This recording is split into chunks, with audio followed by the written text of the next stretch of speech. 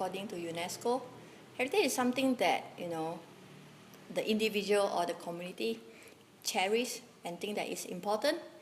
And it's important for us to keep it, to pass it on to the next generation. That is the definition of heritage.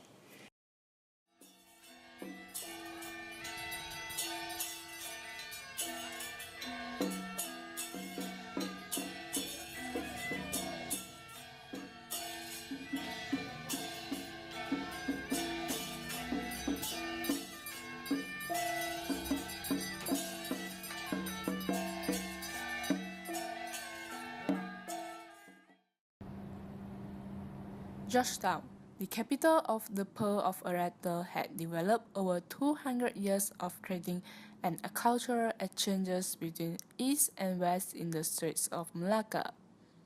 In the past, people from both regions has bestowed a unique multicultural heritage to the town. From tangible to intangible, the culture brought in from the East and West has influenced the local civilization. Chinese, Indian, Malay, and other minorities turned Georgetown into a cultural melting pot. With its unique architectural and cultural townscape comprising of old colonial buildings within the city, Georgetown had been inscribed as UNESCO World Heritage Site. So if you say the buildings is like our body, the living soul is a soul of the heritage. Since listed as a member of UNESCO, the status of UNESCO World Heritage Site had changed Georgetown's destiny. It helped in publicizing Georgetown tourism industry. Every year, a huge number of tourists had visited Georgetown to experience the unique culture, heritage, and scenery. The murals by Ernest Haverick went viral and turned into a type of cultural landmarks in Georgetown. People start waiting for their turn to have photographs taken with the walls. Even so, being listed as the World Heritage Site is a double-edged sword. The matter of preserving Georgetown's culture arose when commercialization of the area had reached a top note. The increasing interventions from high-rise construction and new developments within the historical urban fabric is threatening the existing character. In the effort of safeguard and protect the heritage in Georgetown, there are a group of people working hard behind. For us, we are just the middle person, the manager, and helping the communities or the councils and the government to organize and identify what are the heritage that, the built heritage and the living heritage, the cultural heritage that we have. And then it's up to the community if they want to safeguard or to safeguard it. For your information, we have around 5,000 buildings within the World Heritage Sites in Georgetown, including the core zone and the buffer zones. Any development plan applications to councils will have within the World Heritage Site. You have to get a permit from TRP, Technical Review Panel. And for that, we look it carefully, and then the committee members look at every single application very, very carefully, and we'll tell you all right, certain part is good, you follow the SAP, but certain part, you might need to change your materials or explain a bit more. So, I think it's quite a unique platforms, for the three very different parties to work together.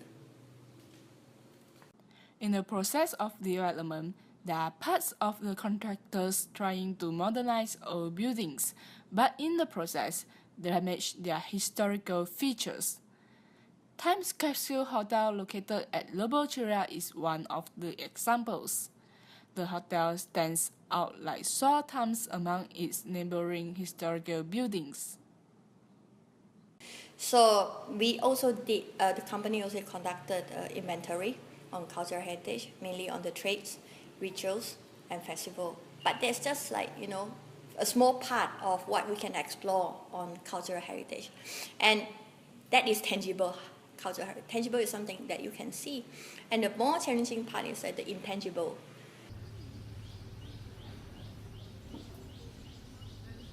Due to the high rentals, a large number of inner-city dwellers, mostly poor tenants of pre-war buildings, moved out from their homeland, replacing with business people selling souvenirs, junk food, and beverages nearby the street art area. Since that, the city has started losing its soul.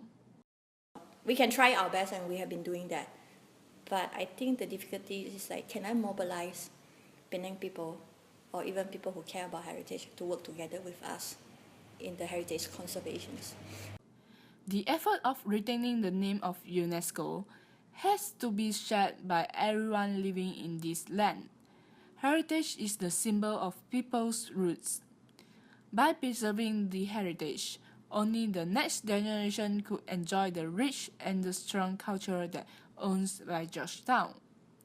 People only realize the consequences after they have lost their valuable assets. We should not take heritage for granted. As much as we should not take environment for granted, we should not take other things for granted, because we have to work for that. So think about what is heritage, and then what can you do for heritage on your daily basis. Like if we are talking about the trades, is that we are losing our trades and then we are losing our buildings, then move back here. Move back here, do your part, and if you have family buildings, restore it. You do not know how, come to us. We have clinics, free clinics that tell you how do you restore and what kind of which architect that is good and what kind of materials, where you can get it. All the information is here. And then you talk about the cultural heritage. Then you think about, like, have you been practicing that? The rituals that your grandmother or grandfather was teaching you, and then have you been doing that? And then if you're talking about traditional trades, rattan chairs, have you been throwing away the rattan chairs? And you think that this is our heritage and you want to keep it for your children, then keep it. And you don't have one, buy it. We still have a few rattan chair makers in the town. So everyone, if you just do small parts from yourself, we can really make a difference for heritage.